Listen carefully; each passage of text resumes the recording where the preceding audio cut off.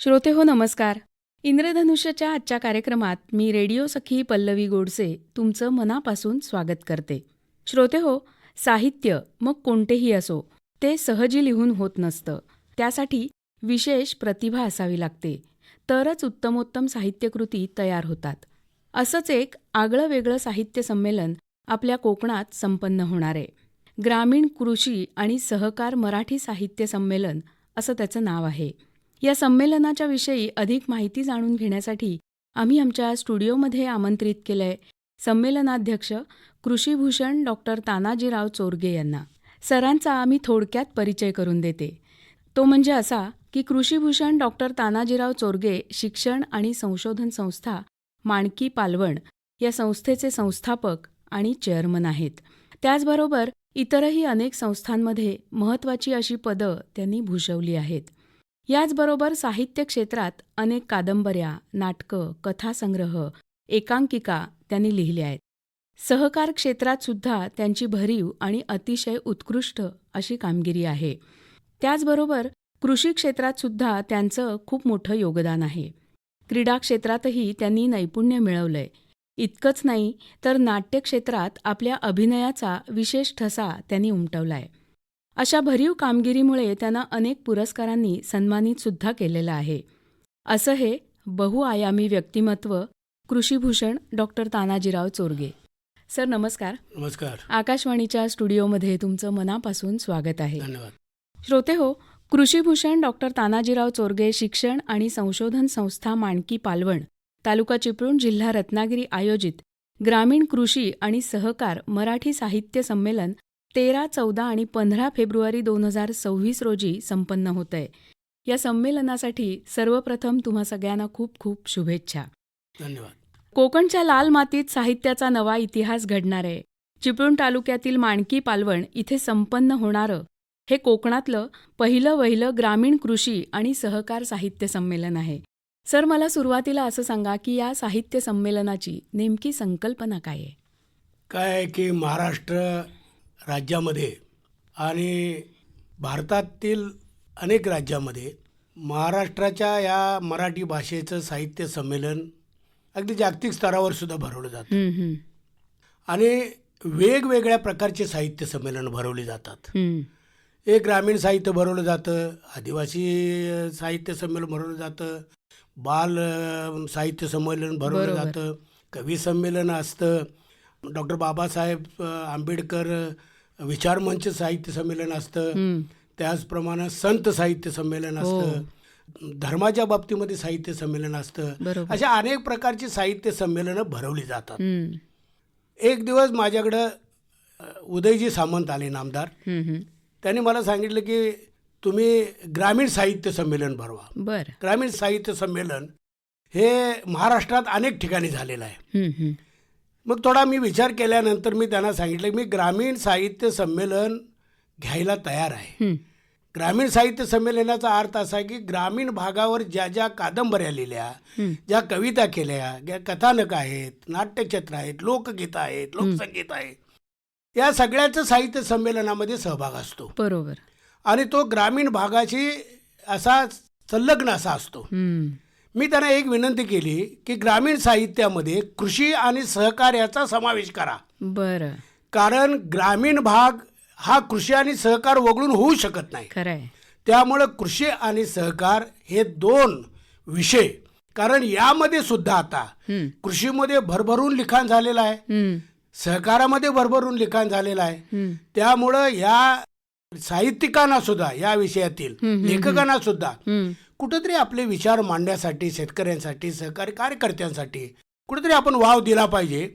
म्हणून हे 3 विषय एकत्र करा, कारण 3 विषय एकमेकाला संलग्न असे आहेत आणि तसे तुम्ही करावं. आम्ही ते साहित्य संमेलन घेऊ अशी आमची ही संकल्पना आहे.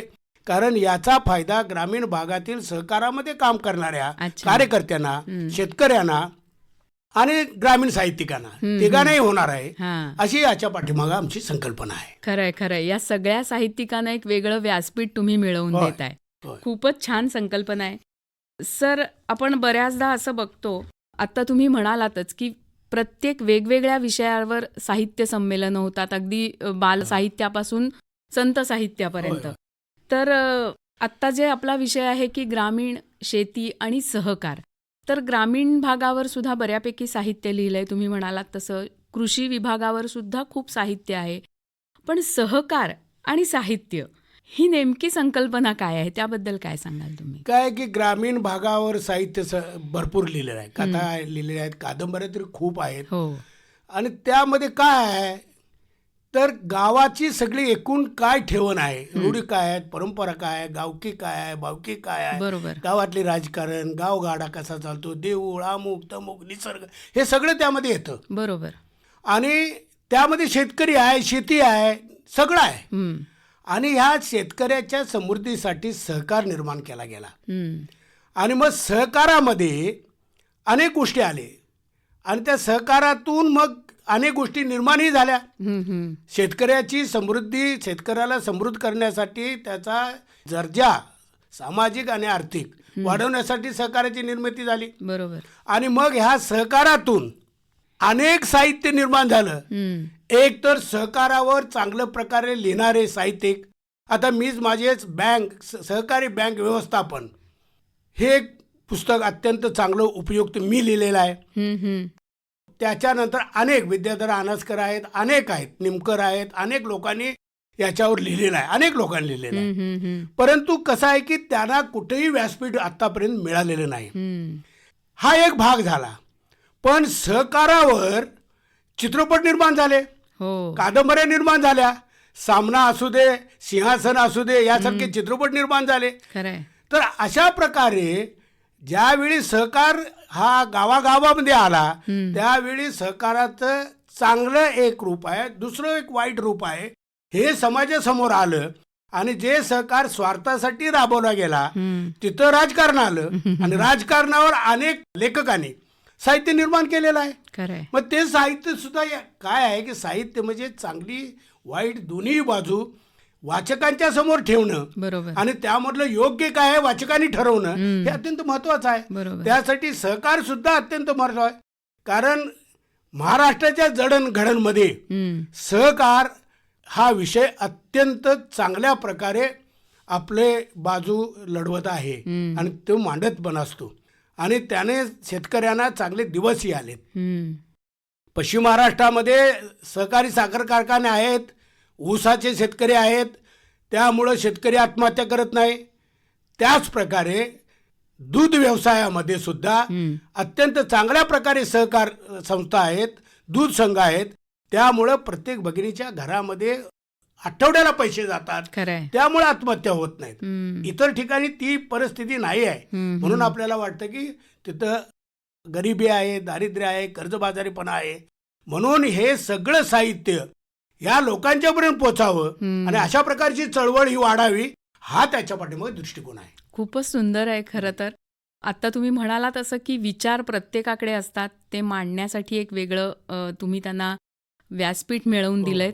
आणि ते व्यासपीठ नुसतं नाहीये तर ते प्रत्येक तुम्ही म्हणाला तसं शेतकऱ्यापर्यंत, अगदी सर्वसामान्यांपर्यंत पोचावं, हा त्यामागचा महत्त्वाचा उद्देश आहे. खूप छान आहे ही संकल्पनाच एकंदर. सर, मला आता पुढचा प्रश्न असा पडलाय की या संमेलनाचा नेमका उद्देश काय आहे? उद्देश हाच आहे की ग्रामीण भागातील जे शेतकरी आहेत, ग्रामीण भागातील जे साहित्यिक आहेत, ग्रामीण भागातील जे कवी आहेत, ग्रामीण भागातील सहकारामध्ये काम करणारे जे कार्यकर्ते आहेत आणि लेखक हे आहेत, यांना एक व्यासपीठ चांगलं उपलब्ध करून द्यावं. त्यावर त्यांनी त्याच्यावर विचार मांडावेत. बरोबर. आणि काही विचार मांडल्यानंतर काही गोष्टी शासनाला सुद्धा आपण ठरावाच्या द्वारे त्यांना आपण काही सूचना करता येतील काय, काही त्यांना शेतकऱ्यांच्या दृष्टीने उपयुक्त असे ठराव मांडून त्यांच्यापर्यंत पोहोचवता येतील काय, हा त्याच्या पाठीमागे उद्देश असतो. बरोबर आहे. यामध्ये कसं आहे की महाराष्ट्राच्या कानाकोपऱ्यातून शेतकऱ्यांच्या बाबतीमध्ये लिहिणारे, सहकारामध्ये लिहिणारे, काम करणारे, राजकीय, हे सगळे लोक येणार आहेत. बरोबर. त्यामुळं हा चांगली मेजवानी आपल्या लोकांना मिळेल, कोकणातील लोक. कारण पहिलं जे रत्नागिरी जिल्ह्यामध्ये होत आहे आणि ते पहिलं ग्रामीण कृषी आणि सहकार या तिन्ही विषयाचं होतंय. त्यामुळं यामध्ये आम्ही चांगले चांगले विषय घेतलेले आहेत हां हां आणि त्या विषयावर चांगले लेखक, चांगले साहित्यिक, चांगले तज्ज्ञ यामध्ये आम्ही बोलवलेले आहेत. अगदीच अगदीच तुम्ही म्हणालात तसं की या सगळ्याचा एक मुख्य उद्देश असा की या सगळ्या साहित्यिकांचे विचार घेऊन सरकारलाही यात काहीतरी एक वेगळं विचार मिळावा हा एक चांगला उद्देश आहे. सर तुम्ही आता म्हणालातच की खूप चांगले चांगले तुम्ही साहित्यिक इथे बोलावलेले आहेत. 13, 14 आणि 15 फेब्रुवारी 2026 म्हणजे अगदी आत्ता हो. लगेचच हे साहित्य संमेलन संपन्न होणार आहे. 3 दिवसाचा सगळा कार्यक्रम भरगच्च आहे असं मीही ऐकलेलं आहे. तर या सगळ्या कार्यक्रमाबद्दल सांगा आम्हाला. काय की 13 तारखेला दुपारी 3 वाजता आपण ग्रंथदिंडी काढणार आहोत. त्यापूर्वी साहित्य संमेलनाचा एक ध्वज आहे. हं, काल परवाच आम्ही केशवसुतांच्या स्मारकामध्ये आमच्या लोगोचं अनावरण करण्याचा कार्यक्रम केला. हो कारण आम्ही सगळे केशवसूत म्हणजे एक साहित्य पंढरी मानतो. खरं आहे. तर तिथं आमचा तो कार्यक्रम झाला. 13 तारखेला दुपारी 3 वाजता अनेक जे माध्यमिक शाळा आहेत, अनेक साहित्यिक आहेत, कार्यकर्ते, चळवळीतले सगळे कार्यकर्ते आहेत, एक ग्रंथदिंडी काढायची. हं, आणि त्या ग्रंथदिंडीमधून कोकणाचं संपूर्ण दर्शन, लोकसंगीत असो, लोकगीतं असो किंवा शेतकऱ्यांचे काही हे असो, ह्या सगळ्यांच्या सहकाराचं असो, हं. यांची एक दिंडी आपण आयोजित केलेली आहे. अच्छा. त्यानंतर दुपारी दिंडी गेल्यानंतर ग्रंथ प्रदर्शनाचं उद्घाटन आम्ही ठेवलेलं आहे. हं, आणि त्यानंतर मग संध्याकाळी ग्रामीण भागातील जे कवी आहेत आपल्या रत्नागिरी जिल्ह्यातले, बरं. त्यांचा कवी कट्टा आयोजित केलेला आहे. अच्छा. म्हणजे त्या आमच्या स्थानिक लोकांना आपल्या आपल्या कविता सादर करण्याची एक संधी आपण त्यामध्ये दिलेली आहे. वा छानच. दुसऱ्या दिवशी आपला मुख्य जे साहित्य संमेलन त्याचं उद्घाटन आहे अच्छा. 10 वाजता. हं, पहिल्या वेळी उद्घाटनाचा कार्यक्रम झाल्यानंतर पहिलं आम्ही ग्रामीण साहित्यातील कोकण हं. म्हणजे कोकणामधले जे ग्रामीण साहित्य, कारण ग्रामीण साहित्य हे बोलीभाषेवर अवलंबून असतं. अगदी अगदी. मग ते कोकणी बोलीभाषा असो, कोकणातील असो, रत्नागिरीला असो किंवा गोव्यातले असो किंवा कुठलेही असू दे. त्याचप्रमाणे पश्चिम महाराष्ट्रातील कोल्हापुरी असू दे, जळगावचे अहिराणी असू दे, बरोबर. विदर्भातले असू दे, मराठवाड्यातली वेगळे आहे. आणि कुठलंही साहित्य त्या त्या भाषेतच शोभतं. उगाच आपण त्याला वेगळं अगदी रूप प्रमाण आणून भाषा. प्रमाण भाषेमध्ये आपण जर करायचं ठरलं तर ते उडून ताणून केल्यासारखं वाटतं. म्हणून ज्या भाषेमध्ये जी आपल्याला कथा कादंबरी लिहिली त्याच भाषेत आपल्याला लिहिणं अत्यंत गरजेचं आहे. आणि ते सगळं प्रसिद्ध झाल्यानंतर ते लोकांना आवडतं. बरोबर. अगदी शहरातले लोक सुद्धा आवडीनं वाचतात, कारण त्यांना उत्सुक असते पोचतं ग्रामीण ते. भागामध्ये काय घडतं, काय आहे. तर ते ग्रामीण भागातील साहित्यावर आपण त्याचा मागोवा घेणार आहेत. त्यामध्ये त्या सत्राचे अध्यक्ष आहेत आमचे मोठे पत्रकार आहेत पुण्यावरून सागर देशपांडे म्हणून येणार आहेत. अच्छा. दुसरं आपलं सत्र आहे की ग्रामीण साहित्य काल, आज आणि उद्या. हं, याच्यामध्ये डॉक्टर राजन गवस साहित्य अकादमी पुरस्कार प्राप्त झालेले हं. राजन गवस हं. हे गारगुटीचे आहेत, कोल्हापूरचे. हे अध्यक्ष आहेत त्याचे. बरं. आणि ते 5-6 चांगले नावाजलेले जे साहित्यिक आहेत हं. ते त्यामध्ये भाग घेणार आहेत. तो एक परिसंवाद आपण आयोजित केला. बरोबर. दुसरा आपण आहे ग्रामीण कथाकथन. अच्छा. ग्रामीण भागामध्ये अनेक कथा असतात, पण हो. कथाकथन करणारे अनेक चांगले लोक आहेत. म्हणजे आपण दमा मिराजदार आहे, शंकर हो. पाटील, व्यंकटेश माडगुळकर बघितले. अगदीच. त्या ह्याच्यामध्येच आप्पासाहेब खोत म्हणून आहेत. हं. ते याचे कथाकथन सत्राचे अध्यक्ष आहेत. बरं. हा कार्यक्रम झाल्यानंतर सगळ्यात शेवटी ग्रामीण कवी संमेलन आहे. अच्छा. संजय चौधरी म्हणून अध्यक्ष आहेत. हं. आणि नामांकित जवळजवळ 10 ते 15 महाराष्ट्रातले कवी यामध्ये भाग घेत आहेत. बरं. दुसऱ्या दिवशी आम्ही कृषी साहित्य व शेती सुधारणा अच्छा. हे सत्र ठेवलेलं आहे. आणि या सत्रामध्ये डॉक्टर बाळकृष्ण जमदग्नी म्हणून एक उत्कृष्ट तज्ज्ञ आहेत शेतीतले, ते त्यामध्ये आहेत. त्याशिवाय माजी साखर आयुक्त शेखरजी गायकवाड हां. यामध्ये आहेत.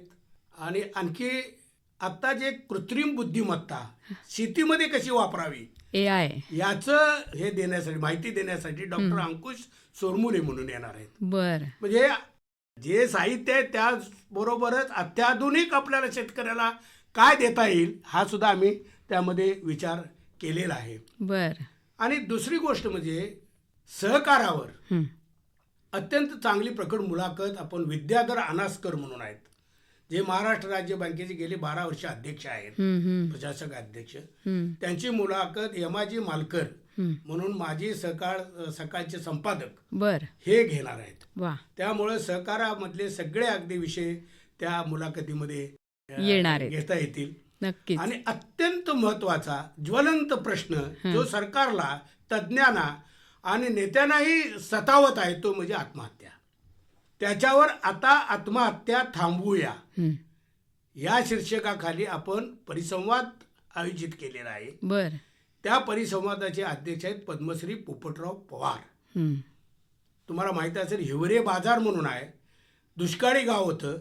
आज त्या गावामध्ये जलसंधारणासारखी सगळी कामं करून आज प्रत्येक घर कोट्याधीश आहे. वा.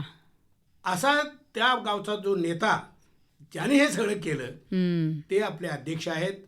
त्यानंतर शेतकरी संघटनेचे नेते पाशा पटेल हम्म. ते त्यामध्ये सहभाग घेणार आहेत. प्राध्यापक जालंधर पाटील हे त्यामध्ये भाग घेणार आहेत. आमचे जयू भाटकर साहेब आहेत. अरे वा. ह्या सगळे त्यामध्ये तज्ज्ञ मंडळी आहेत. अच्छा. आणि ते त्यामध्ये आपापली मतं मांडतील. हम्म, हम्म, हम्म, आणि याच्यानंतर हम्म. महाराष्ट्रामध्ये ज्याने आपल्या शेतामध्ये प्रयोग करून अत्यंत चांगल्या प्रकारे उत्पादन करून लोकांना एक यशोगाथा त्यांच्या समोर ठेवलेली आहे, उदाहरण यशस्वीचं ठेवलेलं आहे. हम्म. ती शेतकरी त्यांच्या यशोगाथा. उदाहरणार्थ आमच्याकडे संजय माने म्हणून आहेत, आष्ट्याचे, सांगलीचे. हम्म, हम्म, हम्म. त्यांनी 150 पावणे 200 टन ऊस एका एकरामध्ये काढला. बर. त्याचप्रमाणे आपल्याकडं हरिश्चंद्र देसाई म्हणून लांजार आहेत, हा. त्याने शेकडो एकर फणसाची लागवड केलेली आहे. ओके. त्याचप्रमाणे आपल्याकडे जयकुमार गुंडे म्हणून आहेत, हम्म. त्याने कडधान्यावर अत्यंत चांगलं संशोधन केलेलं आहे. आणि हे सगळे कृषीभूषण आहेत. आणि यांच्या यशोगाथा आपण त्या दिवशी त्यांना सांगायला, म्हणजे शेतकरी बोलावणार. प्रोत्साहित होतील, मोटिवेट होतील या दृष्टिकोनातून आपण तोही विचार केलेला आहे. वा. आणि मग यामध्ये चांगले काम करणारे साहित्यिक, शेतकरी आणि सहकारामध्ये काम करणारे यांचा आपण सत्कार पण करणार आहोत. अच्छा. आणि मग ह्या कार्यक्रमाचा समारोप सुद्धा आयोजित केला. वा. खरोखरच खूप असा भरगच्च कार्यक्रम आहे. आणि आता तुम्ही सांगितलं त्याप्रमाणे प्रत्येक दिवशी खूप चांगल्या काहीतरी गोष्टी घेऊन हे संमेलन तुम्ही संपन्न करणार आहात. त्यामध्ये आम्ही सुद्धा आता ते एक सहकार, समृद्धी आणि साहित्य याच्यावर प्रमोद कर्नाड म्हणून आहेत. अच्छा. ते माझे सीईओ होते राज्य बँकेचे. ते जे सहकाराचे तज्ज्ञ आहेत त्यांचंही सत्र एक आपण आयोजित केलंय. बर. त्यामध्ये मंदार वर्तक म्हणून सीईओ आहेत रायगड जिल्हा बँकेचे, 2 मुरुडकर आहेत, एस पाटील आहेत, आणि त्याचे अध्यक्ष प्रमोद कर्नाड म्हणून आहेत. अच्छा. ते साहित्यिक पण आहेत. ओके. होय. तर ह्या सगळ्यांचं मिळून आपल्याला एक चांगले साहित्य सगळ्यांचा आस्वाद घेता सगळ्या येईल 3 पद्धतीचं. दिवस. आणि मग समारोप आपण ठेवलेला आहे. त्या कार्यक्रमासाठी आम्हाला असं वाटतं की नामदार उदयजी सामंत तरी आहेतच, भाषा मंत्रीच आहेत. हो. मराठी भाषा मंत्री. कारण मराठी भाषा मंत्री ते झाल्यानंतरच लोकांना कळालं की मराठी भाषेला मंत्री असतो. चांगले दिवस आले, त्यांनी चांगलं काम केलेलं आहे. बघूया आता त्यांच्या एकनाथजी शिंदे आले तर अत्यंत चांगली गोष्ट आहे. त्यानंतर नारायणराव राणेसाहेब येणार आहेत, सुनीलजी तटकरे येणार आहेत, भास्करराव जाधव आमदार आहेत, आमचे शेखरजी निको आमदार आहेत, आमदार किरणजी सामंत आहेत. हे सगळे सगळे मान्यवर येणार आहेत त्या दिवशी. कार्यक्रम अत्यंत चांगला आयोजित केलेला आहे. आणि विशेष म्हणजे शहरामध्ये कुठलंही संमेलन नव्हता, आम्ही खेड्या गावामध्ये एका भव्य ग्राउंडवर केलेला आहे. त्यामुळं कार्यक्रम चांगला होईल. शेतकरी सगळे प्रतिसाद चांगले देतील. आणि आपल्या तुमच्या माध्यमातून मी शेतकऱ्यांना, सहकारामध्ये काम करणाऱ्यांना आणि साहित्यप्रेमी लोकांना आव्हान करेन की या साहित्य संमेलनासाठी आपण निश्चितपणे 2 दिवस खर्च करा, या आस्वाद घ्या आणि आनंद लुटा. नक्कीच, नक्कीच सर. तुम्ही हा जो सगळा कार्यक्रम सांगितलेला आहे भरगच्च, खरोखरच खऱ्या अर्थाने भरगच्च असा कार्यक्रम आहे साहित्याच्या दृष्टीने असं मी म्हणते. आणि एकंदरच खूप चांगले मान्यवर या सगळ्या कार्यक्रमाला येणार आहेत. आणि तुम्ही म्हणताय त्याप्रमाणे तुमचा हा कार्यक्रम खरोखरच नक्की चांगल्या पद्धतीने संपन्न होईल अशी मलाही आशा आहे. तर मी पुन्हा एकदा तुम्हाला या सगळ्या कार्यक्रमासाठी शुभेच्छा देते. श्रोते हो, ग्रामीण जीवन, शेती, सहकार आणि साहित्य यांचा सुंदर संगम साधणारं हे संमेलन कोकणातील साहित्य चळवळीला नवी दिशा देणारं ठरणार आहे एवढं मात्र नक्की. सर, याच पॉझिटिव्ह नोटवर आज आपण इथे थांबूया आणि तुम्ही इथे आलात आणि एवढं तुमचं व्यस्त शेड्यूल असतानाही आमच्यासाठी थोडा वेळ उपलब्ध करून दिलात. त्याबद्दल आकाशवाणी परिवारातर्फे मी आपले आभार मानते. धन्यवाद. धन्यवाद. या कार्यक्रमाचे सादरकर्ते होते विवेक वानखेडे.